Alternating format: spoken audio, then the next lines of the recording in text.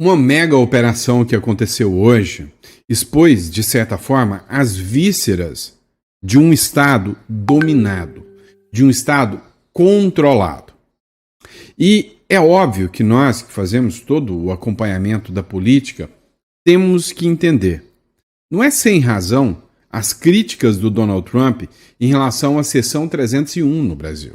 Você vai entender aonde os tentáculos do crime organizado alcançaram o Brasil.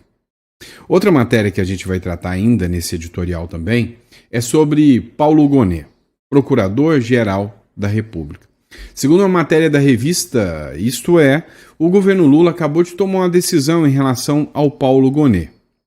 Uma espécie de premiação, de reconhecimento sobre a atuação do Paulo Gonet naquilo que para o governo Lula talvez seja um dos seus maiores projetos e uma das suas medidas mais caras, a prisão do Bolsonaro. Outro ponto que a gente vai discutir ainda nesse editorial também é um atentado contra a vida do presidente da Argentina, Javier Milei. Nós precisamos entender um pouco o que tentaram fazer. E sempre tem alguém de direita envolvido nesse negócio de atentado. A galera do ódio, essa turma da direita, sempre está envolvida nos atentados políticos. Como vítima. Vamos falar sobre isso? O pessoal do amor sempre envolvido como autor, ou melhor, nunca envolvido, porque ninguém nunca descobre nada. Vamos falar sobre tudo isso. É um prazer poder estar aqui com vocês. Esse é o nosso Almoço com Política, agora dia 28 de agosto. Este é o nosso segundo editorial do dia. Muito obrigado pela confiança, pela credibilidade e vamos de matéria. Vamos lá, pessoal. Começando a falar sobre o Paulo Gonet. Segundo a Platô BR e a revista Isto É, o Paulo Gonet é uma figura amplamente afinada com o governo Lula no seu propósito maior, no seu maior plano de governo: prender Bolsonaro. Em paz com Lula, o Paulo Gonet é reconduzido chefe da Procuradoria-Geral da República por mais 2 anos. Pois é, a escolha dos ministros, assim como a escolha do Procurador-Geral da República, que é o cargo máximo do Ministério Público, é feita por indicação do presidente da República.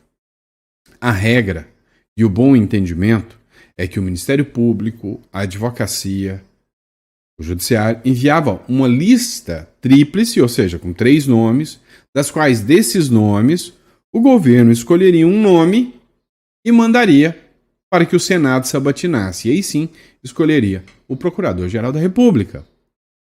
Você sabia que o Lula não escolheu da lista tríplice? Parece que o Lula escolheu a dedo. Olha, você serve para o nosso propósito de governo? Se sim, vai ser você. Ele desobedeceu a chamada lista tríplice e escolheu o Gonet. Agora, o governo Lula teria o direito de escolher um novo e passar pela sabatina do Senado, ou, se muito alinhado com o seu propósito, reconduzi-lo, dar mais 2 anos para que ele continue fazendo o seu trabalho. Ora bolas, o Lula acaba de reconduzir o Gonet. O Procurador-Geral da República, Paulo Gonet, recebeu nessa quarta-feira o convite oficial do presidente Lula para ficar mais 2 anos no cargo. Há uma semana do julgamento de Jair Bolsonaro no Supremo Tribunal Federal, o autor da denúncia do golpe de Estado aceitou o convite. Ou seja, será que tem alguma coisa a ver com isso? Por que a revista Oeste, a revista Isto É, colocou aqui? Escolhido pelo presidente em 2023, fora da lista de nomes indicados pela categoria, isso aqui por mim, só isso aqui já mostra um absurdo, Gonet encerra o atual mandato em dezembro, em paz com o Planalto. As ações no STF contra os acusados do golpe, entre eles o Bolsonaro, sob responsabilidade de Gonet e equipe, aproximam o chefe do Ministério Público com Lula e os interesses do atual governo. Nos 2 anos do cargo, o PGR não teve atritos com o Planalto. Pelo contrário, sempre alinhados no seu principal propósito, que foi, que é, que será sempre acabar com Bolsonaro e com o bolsonarismo. Ora, se a própria matéria da revista Isto É fala que esse é o motivo, será que há liberdade e isenção? Duvido muito. Agora, aconteceu, agora há pouco, uma mega operação da Polícia Federal contra o crime organizado no Brasil. Até dá a impressão, sinceramente, que o governo quer passar a mensagem de que combate o crime organizado. Assim como o Maduro. O Maduro agora mandou 15 mil homens para a fronteira da Colômbia para combater o crime organizado. Uma vez que, para que o Trump está vindo aqui se nós já combatemos? O PCC, segundo a investigação, ele gere 40 fundos de investimento com patrimônio de 30 bilhões. Existe hoje um verdadeiro estado paralelo do crime organizado. Segundo essa matéria que foi publicada pelo G1, né, e agora também pela Jovem Pan, aconteceu essa mega operação hoje. Eu vou deixar as cenas aqui para vocês. A Receita Federal identificou ao menos 40 fundos de investimentos avaliados em 30 bilhões usados pelo PCC para ocultar patrimônio. As operações eram conduzidas no mercado financeiro de São Paulo, com integrantes infiltrados na Faria Lima. Os fundos eram fechados com apenas um cotista, normalmente outro fundo, criando sucessivas camadas de disfarce.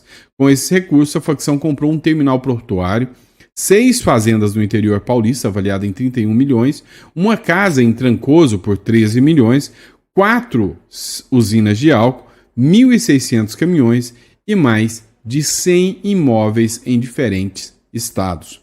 Segundo os auditores, uma fintech atuava como banco paralelo da organização e movimentou sozinha 46 bilhões não rastreáveis, reforçando o alcance do esquema financeiro do grupo. Ou seja, a operação foi gigantesca, teve helicópteros envolvidos, uma coisa muito grande. Aí eu te pergunto, a seção 301 do Trump está mentindo? Está errada? Mega operação mira esquema bilionário do PCC no setor de combustíveis. Isso agora é matéria do Record. Uma mega operação realizada nesta quinta-feira cumpre mandatos de busca e apreensão em 8 estados, no âmbito de investigações sobre um esquema criminoso no setor de combustíveis, supostamente comandado por integrantes do primeiro comando da capital. Ao todo, 3 operações simultâneas estão em andamento em diferentes regiões do país. Segundo as investigações, mais de 1.000 postos ligados aos investigados movimentaram agora 52 bilhões entre 2020 e 2024. Mais 350 alvos, entre pessoas físicas e empresas, são suspeitos de crime, como adulteração de combustível, crimes ambientais, lavagem de dinheiro e estelionato. Olha, o que acontece é que o Brasil é uma vergonha. 26% da população brasileira vive sob o manto do crime organizado. Você é fazendeiro? Você é dono de fazenda? Olha aqui o que podia sobrar para você. O PCC obrigava fazendeiros e donos de usinas a vender suas propriedades. A mega operação confirmou, que havia um plano de extorsão com ameaças a empresários e fazendeiros no interior de São Paulo. É o que apontou essa investigação do Ministério Público. O Ministério Público realizou uma mega operação com 1.400 agentes para cumprir mandato de busca, apreensão e prisão ligados a um esquema bilionário da facção criminosa no setor de combustíveis. Essa super investigação contou com denúncias levadas ao Grupo de Atuação Especial de Repressão ao Crime, a GAECO, de várias regiões do interior paulista. Empresários, agricultores, colaboradores ligados ao agro e à cadeia produtiva do álcool fizeram chegar aos promotores uma série de situações suspeitas, envolvendo a compra de usinas, de fazendas de cultivo de cana, de postos de combustíveis e até mesmo de transportadoras ligadas ao setor sucroalcooleiro, Gente, o fato, é que o Brasil hoje, ele se perdeu. Ele não tem condição mais de controlar o crime organizado. Não tem. Então, para cada operação dessa que acontece, para cada operação dessa que chega a um desfecho, 4, 5 outros grupos estão se formando. Não é à toa que o Donald Trump está interessado em comprar essa briga e enquadrar esses grupos como os grupos de terror. Esse é o caminho. Agora, dá uma olhada no próximo bloco no que a gente vai falar sobre o alinhamento da Venezuela e do Brasil, que tem muito envolvido com o crime organizado, sim. Próximo bloco. Olha só, o Ivan Kleber acabou de fazer uma publicação. Venezuela e Brasil. Brasil e Venezuela condenam a agressão dos Estados Unidos contra a América Latina e o Caribe, diz a emissora venezuelana. A Telesurf TV, que é uma emissora venezuelana, disse que tem uma zona de paz. Brasil e Venezuela condenam a agressão dos Estados Unidos contra a América Latina e o Caribe. Dá uma olhada aqui, diz aqui o Ivan Kleber. O Brasil e a Venezuela condenam a agressão dos Estados Unidos à América Latina e o Caribe. É o que reporta a emissora venezuelana Telesur, que também reporta que os ministros das Relações Exteriores da Venezuela, Ivan Gil, e o ministro das Relações Exteriores do Brasil, Mauro Vieira, conversaram por telefone para abordar as ameaças que a região enfrenta com a presença de navios militares e um submarino nuclear na região. De acordo com a reportagem, ambos os ministros das Relações Exteriores rejeitam a presença de navios militares e de um submarino na região. Eu sou Ivan Kleber, falo diretamente aqui de uma esfinge, mas não estou no Egito, estou em Londres, tá? Essa esfinge está aqui diretamente de Londres, no Reino Unido. Hoje é quinta-feira, dia 28 de agosto de 2025. Muito obrigado a todos pela audiência. Pois é, Brasil, né? Um grande abraço ao Ivan Kleber aí, direto de Londres. Sempre estou repostando aqui, né, o material dele. E a grande questão é essa, né? Os ministros de Relações Exteriores juntos rejeitando presença de navios militares. O discurso é soberania, mas soberania contra quem? Acabou de ter uma mega operação onde mostra que 52 bilhões eram movimentados pelo crime. Tá? O Brasil não apoia os Estados Unidos, mas os brasileiros sim apoiam os Estados Unidos. Esse é o fato, tá? Os Estados Unidos têm o apoio da maioria da população do Brasil, tem o apoio da maioria da população venezuelana. O grande ponto é que eles querem dizer, né, que mas o Brasil condena. Cara, são pessoas, Lula, Maduro, o governo, que não estão nem um pouco preocupados com o impacto, né, devastador do crime sobre as famílias brasileiras. É isso. É fato. Então eles estão muito mais preocupados, como eu disse, né, em efetivo, em prender Bolsonaro. A meta do governo é prender Bolsonaro e todos que apoiam Bolsonaro. Nada mais do que isso. Vamos lá, pessoal. Essa matéria aqui é tensa, né? Foragida do 8 de janeiro, é deportada dos Estados Unidos e presa na chegada ao Brasil. Pois é. A Polícia Federal prendeu nessa quarta-feira a Rosana Maciel, uma senhora de 51 anos, por envolvimento nos atos antidemocráticos de 8 de janeiro. Ela estava foragida e foi pega pela Polícia Federal depois de ter desembarcado no Aeroporto Internacional de Belo Horizonte, em Confins. Ela veio dos Estados Unidos em um voo de pessoas deportadas. A corporação confirmou que após a prisão, a mulher passou por um exame de corpo de delito, foi conduzida ao sistema penitenciário, onde vai permanecer à disposição da justiça. Em junho desse ano, a Rosana estava presa na cidade de El Paso, no estado do Texas, por estar como ilegal, imigrante ilegal. E aí a detenção nos Estados Unidos ocorreu por ela estar em ilegalidade, conforme mostra a matéria do Metrópolis. É por isso que eu sempre lembro para vocês. Tem um plano B. Se ela tivesse legal, ela teria sido deportada? Ela estaria presa hoje? O que essa mulher fez? O que foi o grande crime? Porque hoje acabou de ser uma matéria de que a justiça acabou de soltar um cara com 270 quilos de drogas. Prendeu e soltou na audiência, né, de custódia um sujeito que era responsável por compra de armas para o Comando Vermelho. Mas ela não vai ter a mesma sorte. Não vai sair, né? Além de Rosana, também chegaram a ser enviadas para a mesma prisão outras 3 mulheres que haviam fugido do Brasil para escapar da responsabilização por participação dos atos antidemocráticos. Os nomes delas são Michele Paiva Alves, Cristiane da Silva e Raquel Lopes de Souza. Cristiane, porém, foi deportada para o Brasil em 24 de maio. As 4 são acusadas de crime como abolição violenta do Estado Democrático de Direito, dano qualificado contra o patrimônio da União, deterioração do patrimônio tombado e associação criminosa. Rosana Maciel é natural de Goiânia aqui, ó. Ela foi denunciada pela Procuradoria-Geral da República por seguir com o grupo que depredou os prédios na Praça dos Três Poderes até o Palácio do Planalto e praticar atos contra a democracia.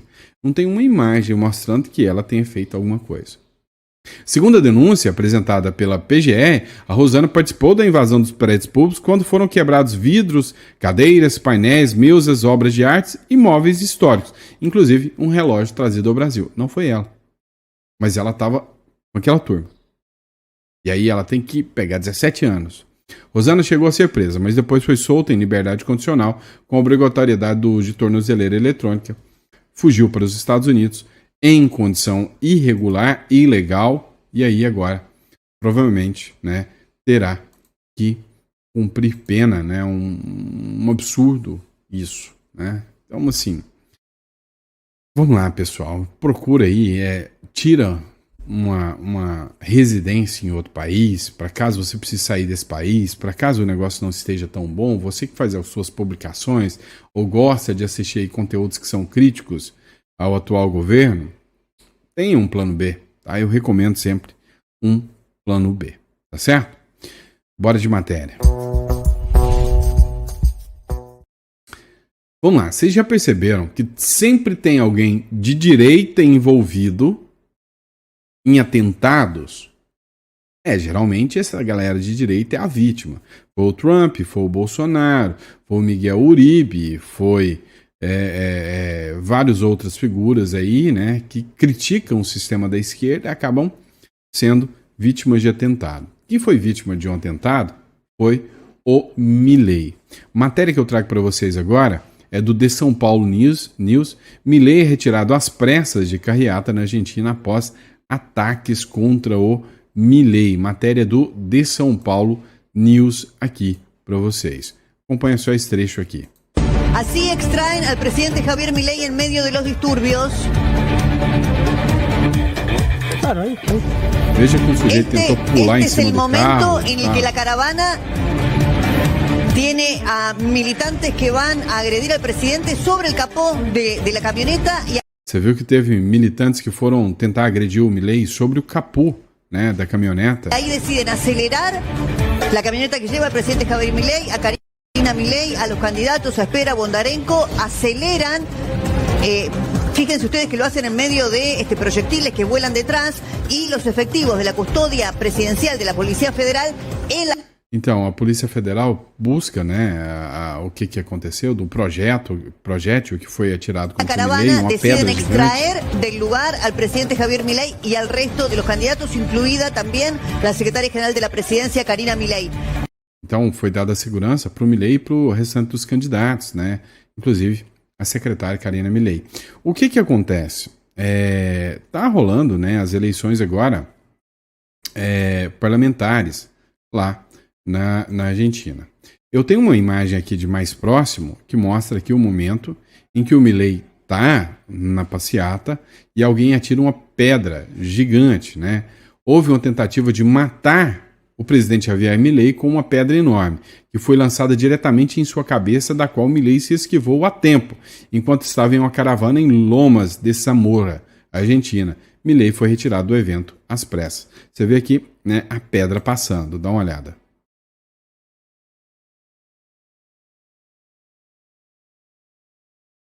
Vocês viram o tamanho da pedra que tentou passar na cabeça dele? Olha só.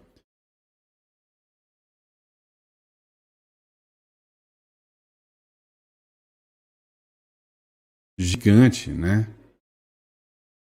Olha isso, em cima da cabeça dele, essa mancha preta aqui, ó, é uma pedra que alguém chegou a jogar contra o Milei para tentar acertar a cabeça do Milei, né? E ele conseguiu se esquivar a tempo aqui. Caramba, né? Cara, A sorte, né, é que o Milei conseguiu se esquivar a tempo. Ó, o Metrópolis também fez a matéria aqui falando sobre isso. Dá uma olhada. Milei retirado de carreata após ser atacado com pedras e garrafas. Dá uma olhada. Ó,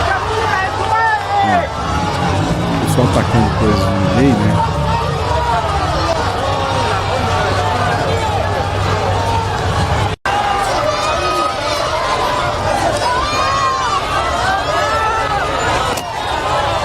Veja, vocês viram o tamanho da pedra? É que ele abaixou na hora. Deixa eu ver se dá pra colocar. Ó, primeiro alguém joga alguma coisa no rosto dele. Você viu a pedra que passou próximo?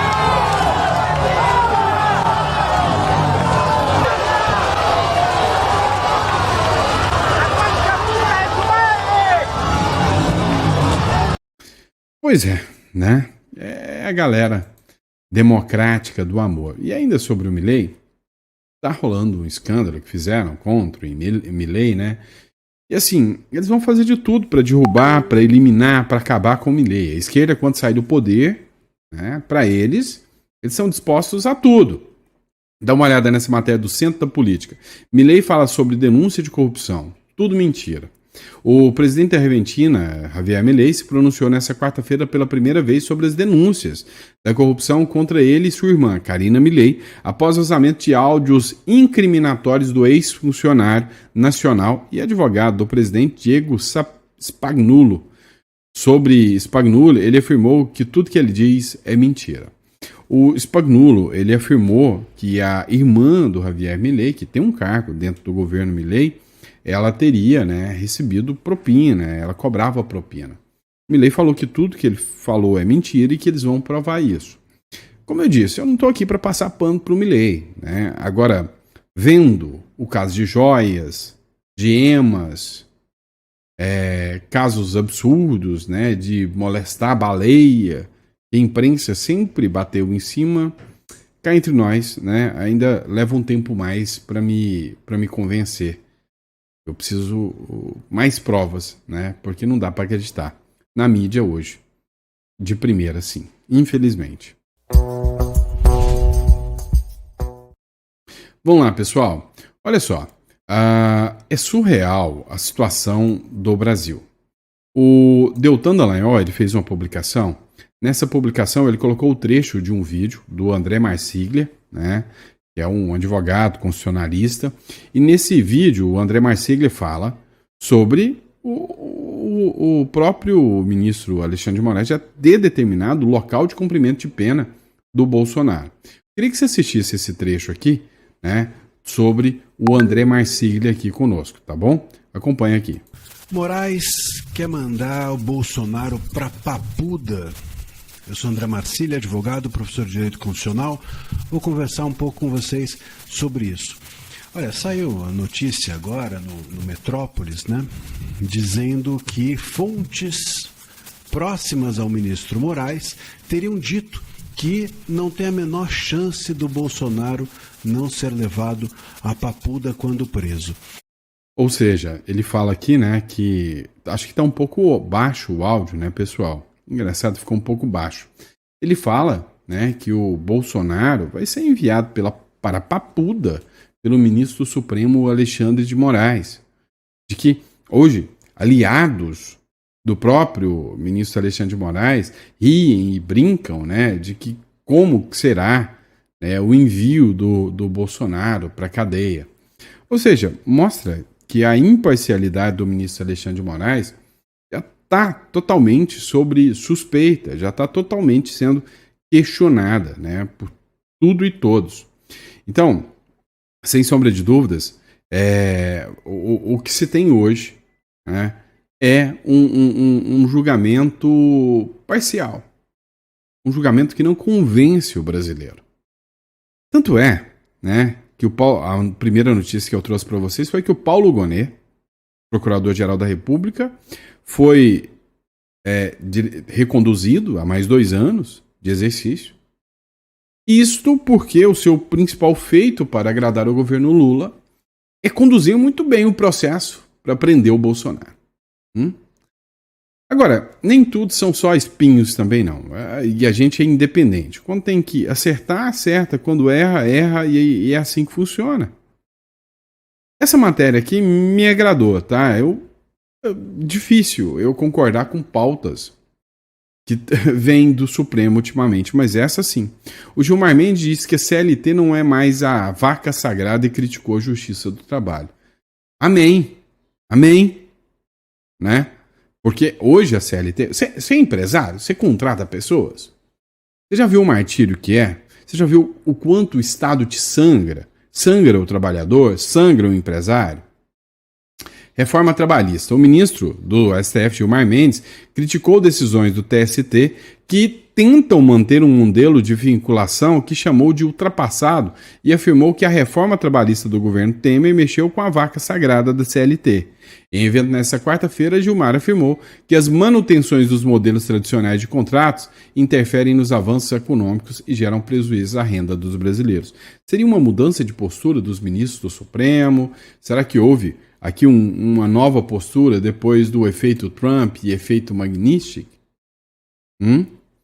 Pois é, eu acho que isso impactou muito os ministros e, assim, eu acho que é totalmente contrário ao modelo, né, implementado até então pelo STF, pelo TST, que é totalmente garantista, defensor, né, de pautas progressistas, porque para mim a CLT já é ultrapassada. Totalmente ultrapassada. É algo que mais sangra o trabalhador, mais sangra o empresário do que efetivamente ajuda. Vamos lá, pessoal.